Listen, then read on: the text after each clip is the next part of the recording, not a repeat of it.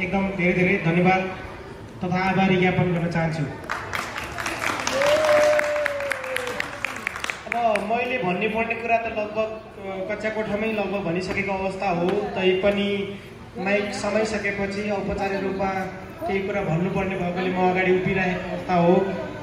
मलाई पनि स्वास्थ्यले साथ दिएको छैन, नभए पनि म अलि छुट्टै खालको माहौल सिर्जना गर्ने जमनको गरिरहेको अवस्था हो। अब मेरो केही यो औपचारिक भनाइहरू पश्चात हामी औपचारिक कार्यक्रम चाहिँ सकिन्छ, त्यसपछि बल्ल अनि अनौपचारिक कार्यक्रम अन्तर्गत ढले मनाते हो कि दुश्मन हेरेको मनाते हो कि त्यही अनुसार मैले हल्का रमाइलो दिएको यो।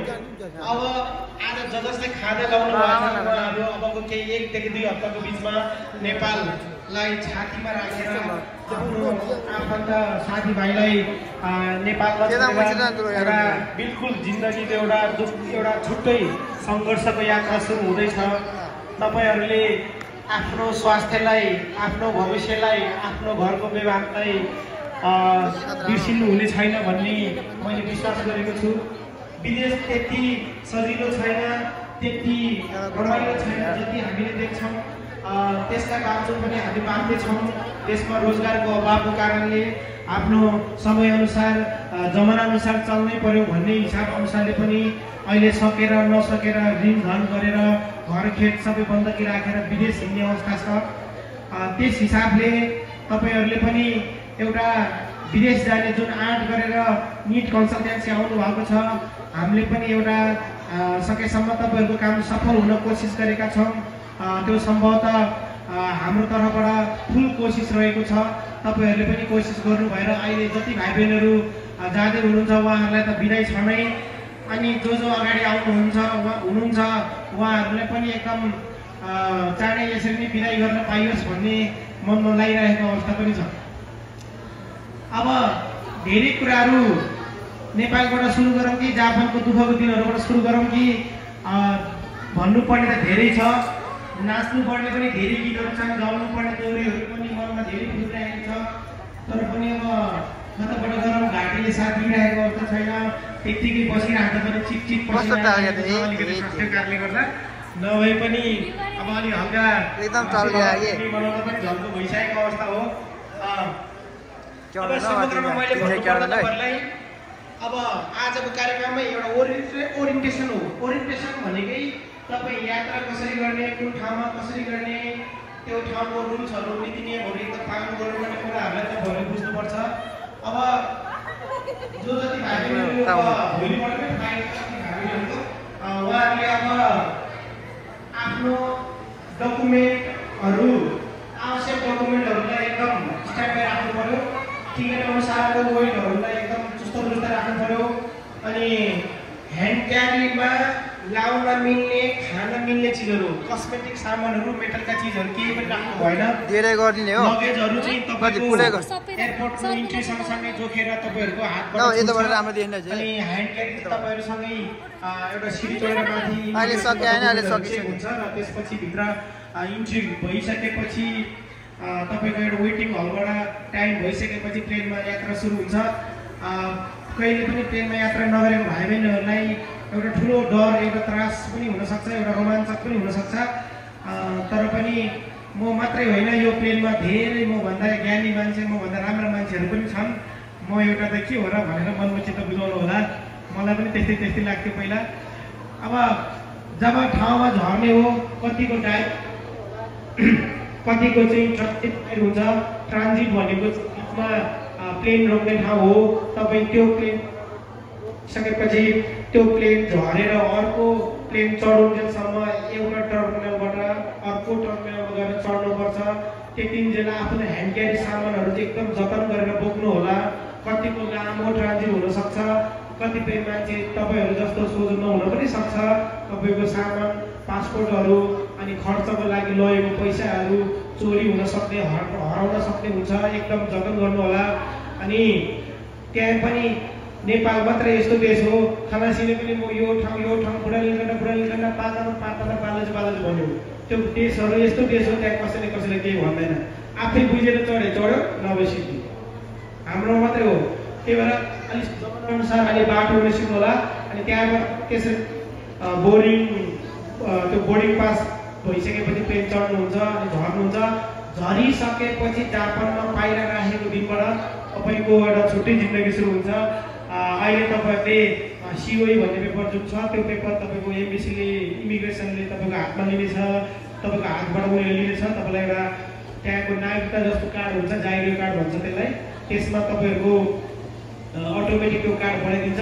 त्यो कार्डमा पछाडि एउटा छाप हाल्नुपर्छ। त्यो छाप हालेर भने तपाईँले पार्ट टाइम जब गर्न पाउनुहुन्न। त्यो कुरा एकदम विशेष ध्यान दिने र जसको लागि एउटा फर्म लिएर जानुपर्छ, बाइकको फर्म बाइकको फर्म। त्यो कुराहरू मैले क्लासमा नि भनेको हुन्छु। अब छुट्ने बेला पनि भनौँला, कतिलाई भेटौँला नभेटौँला, त्यो साथीहरू पनि सुनाउनु होला। एकदम इम्पोर्टेन्ट डकुमेन्ट भनेको चाहिँ पार्ट टाइम जबको फर्म, जहाँ तपाईँको साइन गर्नुपर्छ, तपाईँको ल्यान्ड भएको डेटहरू पनि लेखेको हुन्छ। त्यो फर्म अनिवार्य बुझाउनुपर्छ। त्यो फर्म बुझाउनु भएन भने तपाईँको फेरि काम गर्ने पेपर बन्नको लागि 3-4 महिना लाग्न सक्छ। त्यही भएर यो कुरालाई विशेष ध्यान दिनु होला।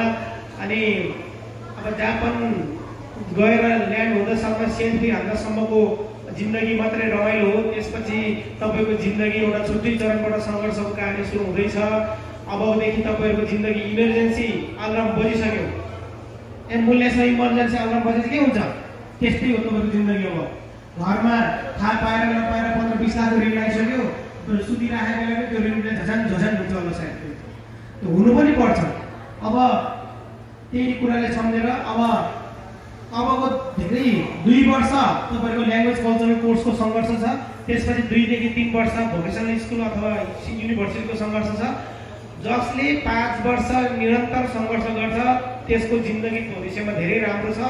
जसले जाने बित्तिकै आत्तिने मात्तिने, जापानमा पाइला टेक्न पाएन, मेरो काम खोइ भन्ने, अनि सुत्ने टाइम पनि फिक्स छैन, उठ्ने टाइम पनि फिक्स छैन, पढ्ने टाइम पनि फिक्स छैन भने त्यो मान्छे चाँडै नेपाल फर्किनुहुन्छ भन्ने कुरा मलाई विश्वास छ। भन्न खोजेको पछि न भिजा रहन्छ न ज्यान रहन्छ। त्यही भएर यो कुराहरूलाई विशेष ध्यान दिनु होला। ऋण तिर्ने बिस्तारै तिर्ने, अनि त्यही भएर केही समय चाहिँ आफ्नो भविष्य ज्यानलाई राम्रोसँग गरेर दुःख गर्नु होला। बाँकी कुरा त क्लासमा पनि धेरै भनेको छु। आज चाहिँ यो भन्नै पर्ने बाध्यता भएर म यति भनिराखेको अवस्था हो। नभए चाहिँ अब तपाईँलाई मेरो स्वरले अर्कै जस्तो फिल भइरहेको हुनसक्छ। त्यही कुरा हो। अनि कार्यक्रमको एउटा छ्याट्ट मैले बिचमा एउटा फेरि भेटौँला सियु एगेन प्रोग्राम भनेको अर्थ के, पछि बिदा नआउँदाखेरि चाहिँ सरले राम्रो गर्नुभएछ भने सर हजुरले यो कुरा राम्रो गर्नुभएछ धन्यवाद भन्नुभयो पनि सकेसम्म भेटेर आउनुहोस्, नभए भेट्न आउँदाखेरि चक्लेट लिएर आउनुहोस् होइन। त्यति पनि भएन भने फोनमा भए पनि कमसेकम सर म आज भन्नु होला, नभए पनि एउटा समाचार शुभ समाचार सुन्न पाइराखौँ। सियु एगेन भनेको फेरि भेटौँला भन्ने प्रोग्राम हो। कति भाइ बहिनीले सम्झेर आउनुहुन्छ।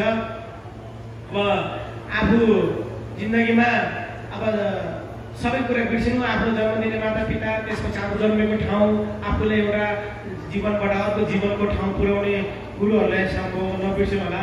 दिनु केही पर्दैन। आज मेरो ग्रुपमा छ, उहाँ अगाडि बस्नुभएको, मलाई पनि उहाँले धेरै हिसाबले ग्रुपमा ग्रुपमा चाहिँ हामी कुनै बेलामा एउटा सँगै एउटै स्कुलमा पढाएको पनि हो। अहिले हामी एउटा सम्झना गरेर यो कुराकानी भइरहेको हुन्छ, भेटघाट भइरहेको हुन्छ, सुख दुःख कुराहरू हुन्छ। भोलि पर्सि तपाईँहरूलाई पनि यस्तै कुराहरू चाहिन्छ होइन। अब त्यहाँ गइसकेपछि एकदम सबैको दुःख पनि बराबर हुन्छ। सबैले 28 घन्टा काम गर्नुपर्छ नियमले। कतिले बढी काम गर्छ, कतिले बढी कमाउँछ, कतिले कम कमाउँछ। जसले जति कमाए पनि खाने त्यही दाल भात हो भनेर सम्झिनु होला। अब सँगैको साथीहरू यहाँ हुँदा जापानको सुरुको दिनमा चाहिँ एउटै आमाले जन्मेको दिदीबहिनी भन्दा नि बढी मिल्ने एउटा हुन्छ। पछि केही समयपछि एकअर्कामा मोटाप हुने घटनाहरू धेरै छ। त्यो यदि त्यस्तो अवस्थाहरू आयो भने कोही साथीलाई पनि तपाईँले यसो गर उसो गर भनेर नसिकाउनु होला। अब सकेसम्म उसको जिन्दगी उसँगै हुन्छ, तपाईँको जिन्दगी तपाईँसँगै हुन्छ। सधैँभरि त्यही साथीसँग बस्ने होइन, बढीमा 6 महिनासम्म बस्ने हो। 6 महिनापछि आफूलाई जस्तो ठिक लाग्छ त्यही गर्न सक्छ। जब अरूलाई कम्प्लेन गरेपछि मान्छे समस्यामा पर्ने हो, उसलाई कम्प्लेन गर्ने होइन। राम्रो मान्छेहरूले कहिले पनि कम्प्लेन गर्दैन, कहिले पनि जज गर्दैन। उसले आफ्नो बाटो आफै बनाउँछ। यसले फलानाले यसो गर्यो उसो गर्यो भन्दैन, उसले आफ्नो काम आफै गर्छ। त्यसरी पढ्नु होला। अब आज कतिपय हाम्रो निर्णय स्वीकारेर पनि कति भाइ बहिनी आउनु भएको छैन, उहाँहरूलाई मैले सम्झिरहेको छु। तपाईँहरूले पनि भन्नु होला साथीहरूलाई। अहिले भर्खर ढिलो भए पनि आइपुग्नु भएको छ हाम्रो नानी, उहाँलाई पनि धेरै धेरै धन्यवाद छ। अब बाँकी कुराहरू यस्तै छ, केही नबुझेको कुराहरू फेरि जोडौँला। अब यस्तै यो चाहिँ तपाईँहरूले भोलिपर्सि जति दुःख पर्दा पनि हामी सेफ हस्पिटालिटीमा चाहिँ एकदम त्यहाँका कार्यक्रम बसेर नाचेका थियौँ भन्ने सम्झना आओस् भन्ने हिसाबले यो कार्यक्रम गरेको हो। अब औपचारिक कार्यक्रम लगभग यही सकिन्छ र त्यसपछि इन्फर्मल कार्यक्रम अन्तर्गत ग्रुप डान्सहरू सबै कुराहरू गर्न हुन्छ। ठिक छ। अनि छ अब मैले चाहिँ कार्यक्रम फर्मल्ली चाहिँ यही सकिन्छ सकिने घोषणा गर्दै अब उपरान्त इन्फर्मल कार्यक्रमहरू हुनेछ भन्नाले अब यस्तो एनाउन्समेन्टहरू आफूलाई जुन मन लाग्छ त्यही गीत बजाउने गाउने नाच्ने भन्ने कुरा छ। ठिक छ है त? के रे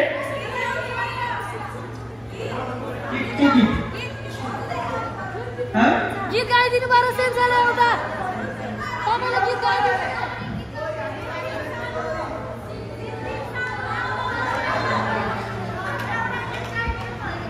चिसो पानीको साटिलो सम्झना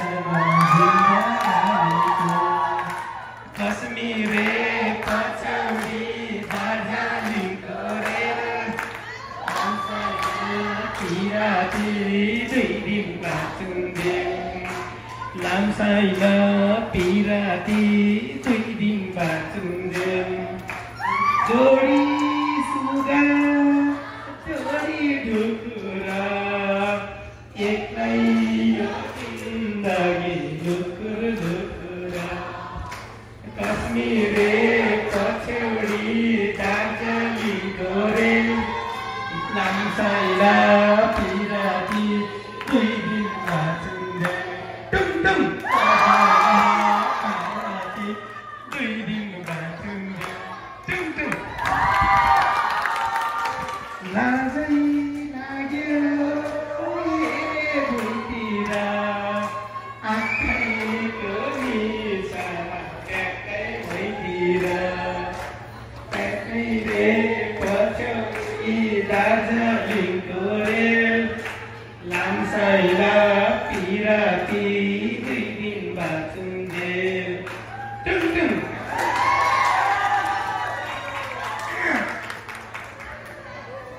अब कार्यक्रमहरू ग्रुप डान्स किन गर्ने गरौँ। त्यसपछि अब लगभग अहिले 4 बजिरहेको छ, आधी घन्टाको समय आउने 4 भइरहेछ। अब हामी 4:30 बजीसम्म 4:30 गर्ने, त्यसपछि खानासाना खाने। अब त्यसपछि पनि नाच्ने साथीहरू नाच्नुहुन्छ, अरू साथीहरू चाहिँ अब आफ्नो बाटो लाग्नु होला। भोलि पनि फ्लाइट भएको साथीहरू सामान मिलाउनु पर्ने हुनसक्छ, त्यो अनुसारले अगाडि बढ्नु होला है। ल धन्यवाद।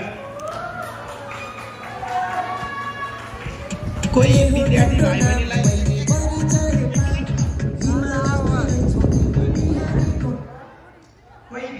बहिनीलाई आफूसँग गीत कविता गजल केही छ भने जानेको कसैले छैन, जे जानेछ त्यही प्र्याक्टिस गर्ने हो, त्यही देखाउने हो, आउने बोल्ने नलजाउने है। आज चाहिँ बाबुहरू चाहिँ एकदम खै यत्रो कार्यक्रम भयो, बाबुहरू एकजना अगाडि आएको देखिएन है।